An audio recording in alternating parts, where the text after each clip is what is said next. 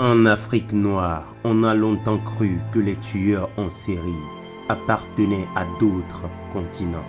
Mais connaissez-vous Moses Chitole, l'étrangleur de Pretoria en Afrique du Sud, Hadj Mohamed Mesfewi, le boucher de Marrakech, Orlando Serial Killer, le tueur ougandais qui terrorisait les rues de Kampala? Mais aujourd'hui, nous allons plonger dans l'horreur pure.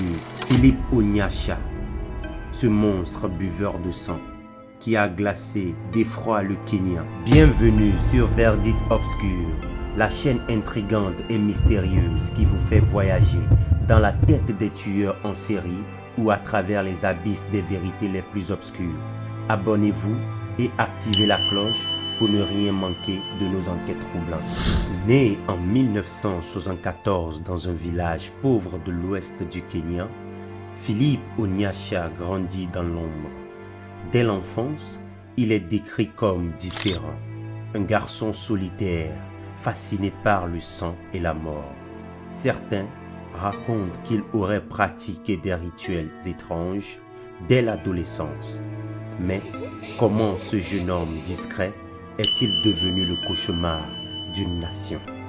Onyeasha prétendait être possédé par un esprit vampire nommé Akuko, un démon qui, selon lui, exigeait du sang humain pour le nourrir.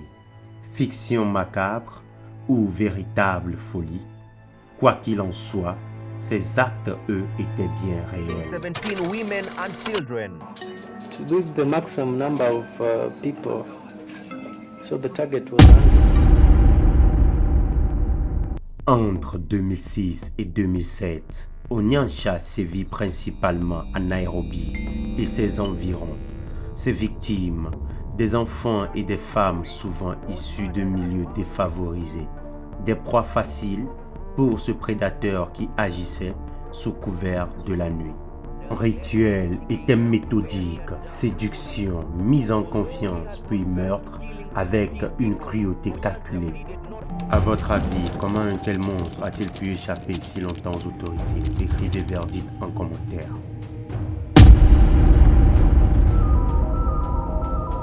En 2007, une erreur stupéfiante mène à son arrestation.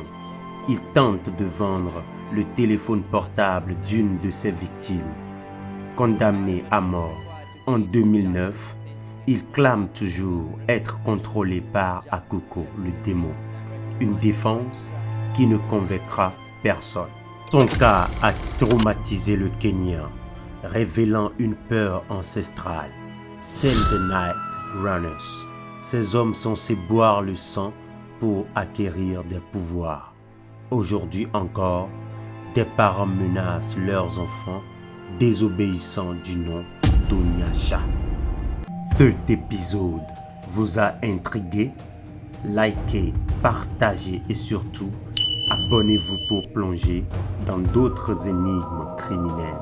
Verdict obscur, où la vérité est plus sombre que la fiction.